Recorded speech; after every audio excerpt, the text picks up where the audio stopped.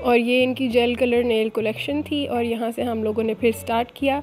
और मुझे ये बहुत अच्छा, ये नियॉन साइंस बहुत अच्छे लग रहे थे तो मैंने ये भी रिकॉर्ड कर लिए। और फिर यहाँ मैं टेबल पे बैठी और एक्रेलिक्स नेल आपने जब भी करवाने हैं तो पेशेंस के साथ करवाने हैं, बिकॉज़ इस पे बहुत ज़्यादा टाइम लगता है, ऑलमोस्ट 2 आवर्स तो कहीं नहीं गया। अच्छा, यहाँ पे उन्होंने मेरे नेल्स कट कर रहे थे और जो मेरे नेल्स हैं ओरिजिनल नेल्स बहुत ज़्यादा मेरे शार्प हैं, अच्छे हैं, लॉन्ग हैं, जो करते हुए मुझे बड़ा अफसोस हो रहा था। लेकिन फिर मैंने कुछ न्यू ट्राई करना होता है तो मैंने कहा वाई नॉट, तो वो मेरे सारे नेल्स को कट कर रही हैं। लेकिन मेरे जो ओरिजिनल नेल्स हैं मुझे एक्रेलिक्स कराने की ज़रूरत नहीं है, मेरे ओरिजिनल नेल्स आर गुड और अच्छी हेल्थ में है।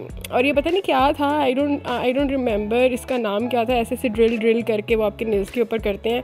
और देन ये क्यूटिकल्स के लिए सीरम अप्लाई कर रही थी, एक सोल्यूशन अप्लाई किया था ताकि वो सॉफ्ट हो जाए, क्योंकि इन्होंने फिर मेरे क्यूटिकल्स को पहले बैकवर्ड किया और देन उन्होंने फिर उसको रिमूव करके शेप में लेके आना था।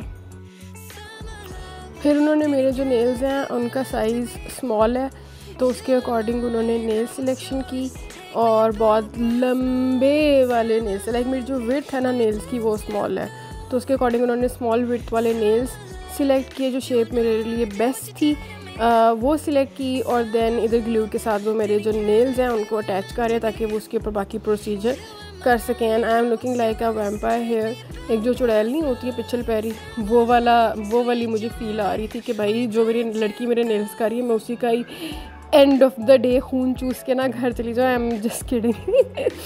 तो बस खैर ये भयानक से मेरे नेल्स हुए और देन उन नेल्स को देन उसने कट किया और देन कट करने के बाद अगेन वो उसके ऊपर जो सरफेस है ना इससे वो उसको वो ब्लेंड कर रही है जो मेरे ओरिजिनल नेल्स हैं उसके साथ, ताकि वो सरफेस ब्लेंड हो जाए। देन अगेन वो रिल पता नहीं इसको क्या कहते हैं, मुझे गूगल करना पड़ेगा, मुझे माइंड से बिल्कुल स्किप हो गया।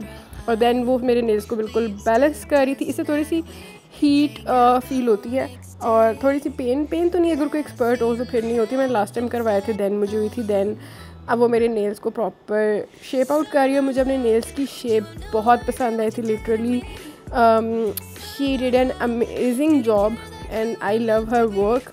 बहुत सिंपल छोटी सी बच्ची थी एंड शी वॉज गुड और उसको पता था कि वो क्या कर रही है और मैंने उसको इंटरप्ट भी नहीं किया। तो उसने मेरा बेस कोट अप्लाई किया था और देन बेस कोट के ऊपर उसने बाकी प्रोसीजर करना था। और यहाँ पे आई वाज लाइक मैं बिफ़ोर आफ्टर दिखाना चाह रही थी तो ट्रांजिशन वीडियो मैंने बनानी थी और वो एक बहुत अच्छी ट्रांजिशन वीडियो मैंने बनाई थी and that's on my Instagram page, वहाँ पे आप जाके देख सकते हैं। तो ये उसके लिए मैं वो ट्रांजिशन वीडियो बनाना चाह रही हूँ कि बिफ़ोर और देन आफ्टर की वो वीडियो बन जाए।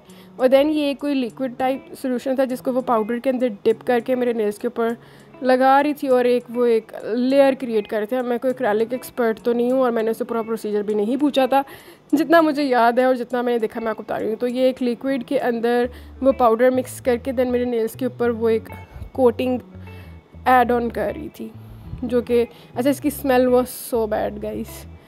तो ऐसे वो उससे ब्रश से उठाती थी लिक्विड एंड देन वो पाउडर में डिप एंड देन मेरे नेल्स के ऊपर। और देन जैसे ही उसने वो लेयर बना ली थी देन अगेन वो उसके साथ उसको जैसे यार इसको मैं क्या कहूँ, जैसे वो आप नहीं करते हो रेगमार लगा के नेल्स को बैलेंस करते हैं, ये वो वाला हिसाब हो रहा था कि देन वो अगेन मेरी नेल्स की जो अपर सरफेस है उसको बैलेंस आउट कर रही थी ये सब कुछ करके।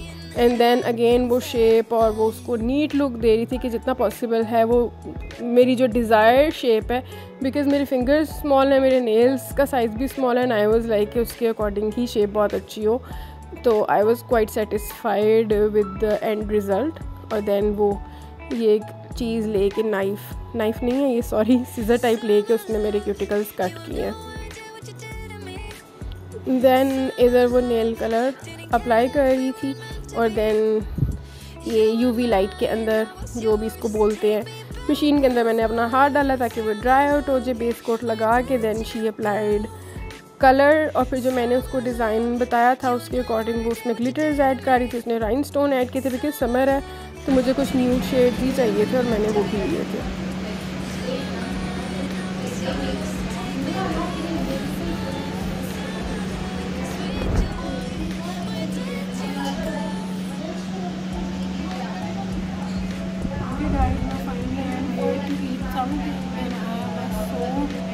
I was feeling so hungry. यहाँ पे पता नहीं यहाँ पे लाइट थोड़ी सी बेटर है and I am wearing these really thin earrings.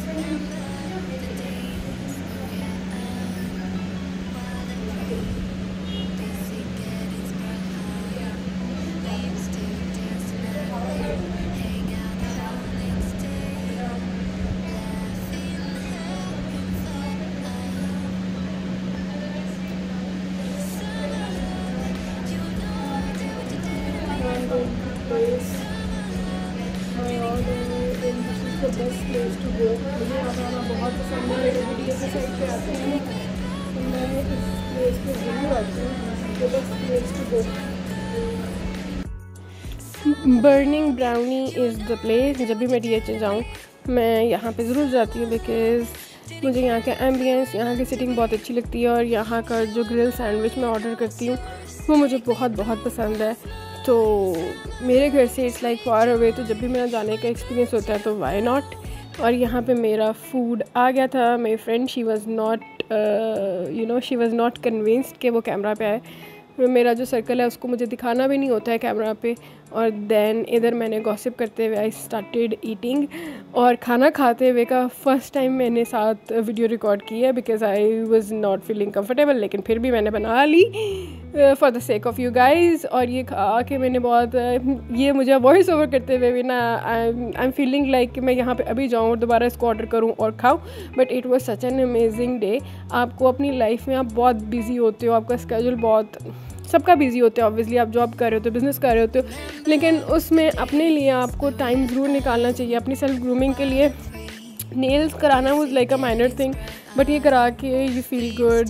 बाहर अगर मैं अकेली भी यहाँ पे बैठ के खा रही थी, मोस्ट ऑफ द टाइम मैं अकेली बाहर बैठ के खा रही होती हूँ, तो I just enjoy my company।